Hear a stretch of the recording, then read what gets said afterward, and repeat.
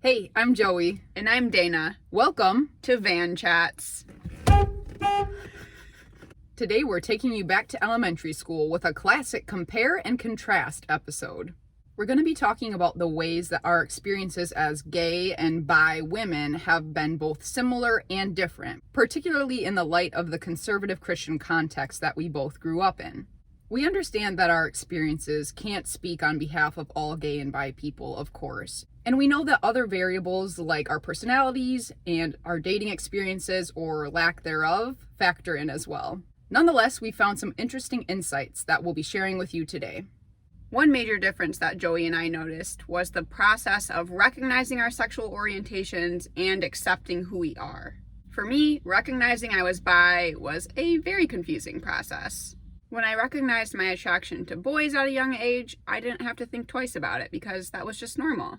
But when I had crushes on girls, I dismissed them because I already had a normal attraction and this didn't fit that. It wasn't until I had a couple more serious crushes on women in my college years that I began to really acknowledge that these feelings and these crushes were real.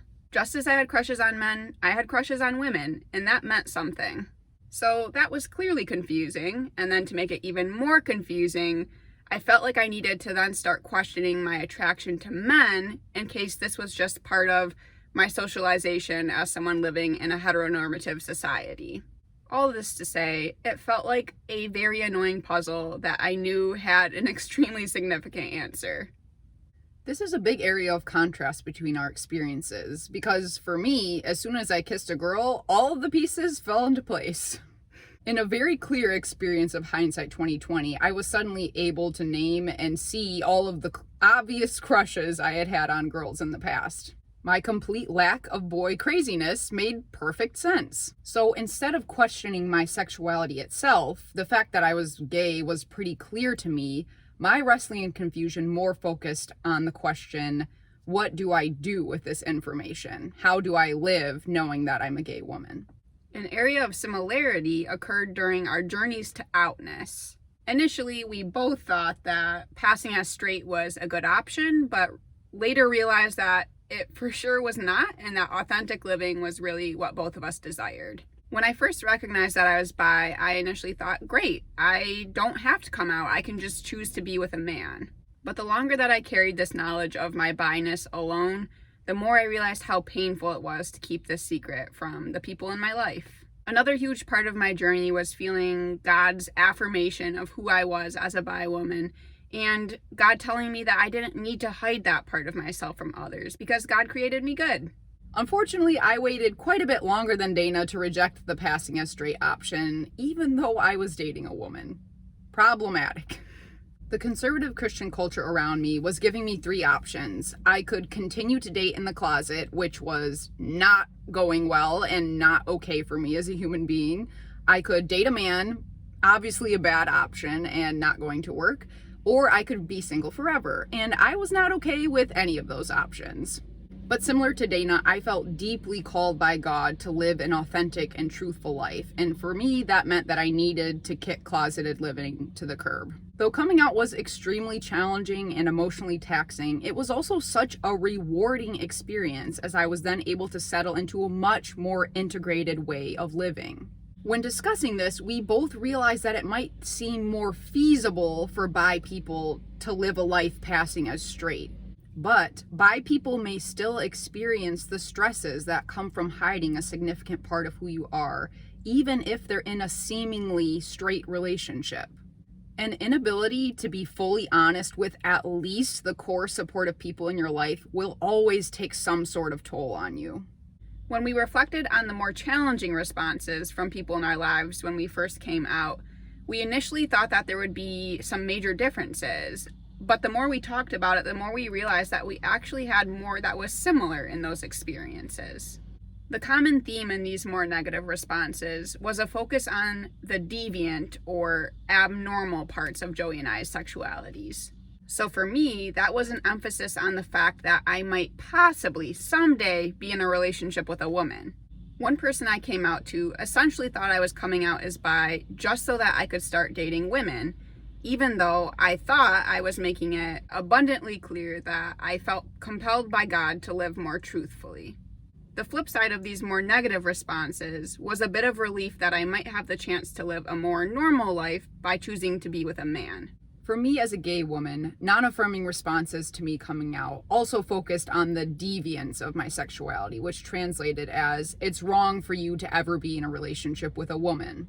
Similar to Dana, my motivations of love, honesty, and a desire for a more integrated life often took a backstage as people only responded to the perceived wrongness of me pursuing or ever dating a woman.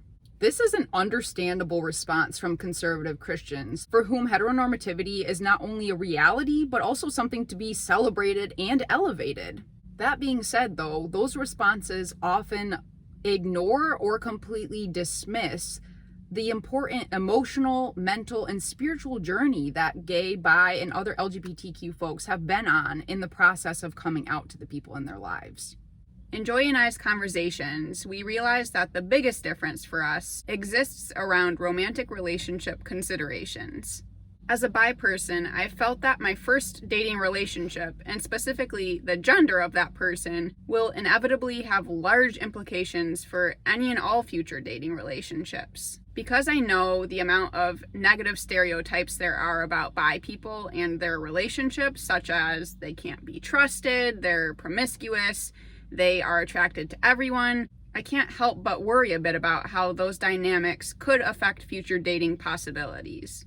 Especially as a Christian wanting to date someone who shares my faith, the dating pool already feels very small for LGBTQ folks.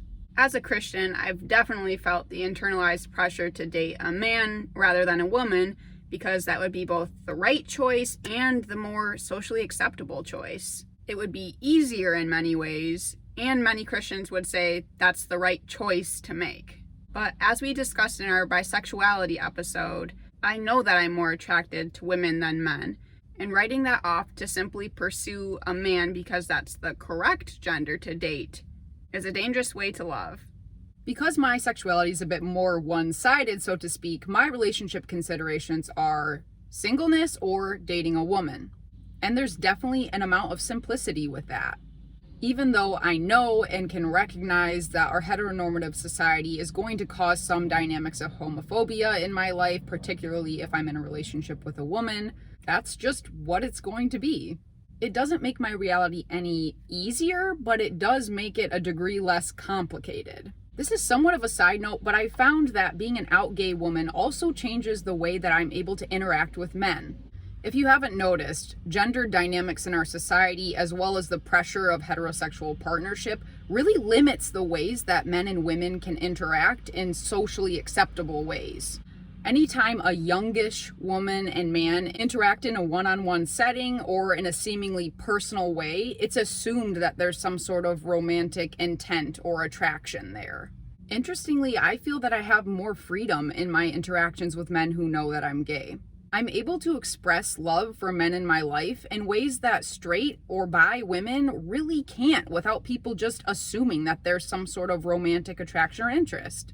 It's an insight that helps me to think more deeply about how important it is to remove that intense pressure our society creates to partner heterosexually, and how that will actually enable men and women to interact in better, more holistically healthy ways. Our main takeaway while reflecting on our lived experiences as gay and bi women was that we actually have a lot more in common than we initially expected. While the nuances of our experiences certainly differ, homophobia and heteronormativity unite us. We have a lot of room to grow in creating a society where gay and bi and all LGBTQ people can grow up and navigate the already complicated dynamics of life without added stressors and fears. We are both committed to furthering a society and a Christian faith that is working hard to get rid of heteronormativity and homophobia. And in the meantime, we will strive to be a soft place to land for our LGBTQ siblings who are struggling with these truly difficult dynamics. Remember, you are not alone, you are deeply loved, and we see you. And on that note,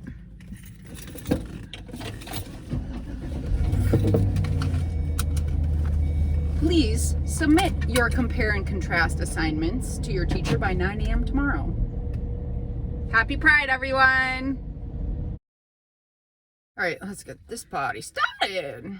But when I started having No, crushes. But when I started, nope.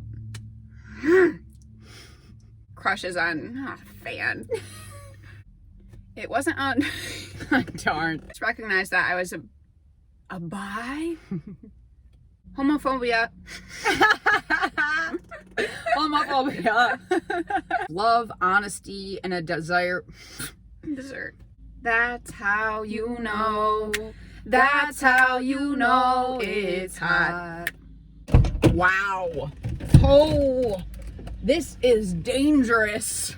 This is a sham. Why? I'm hot and bothered.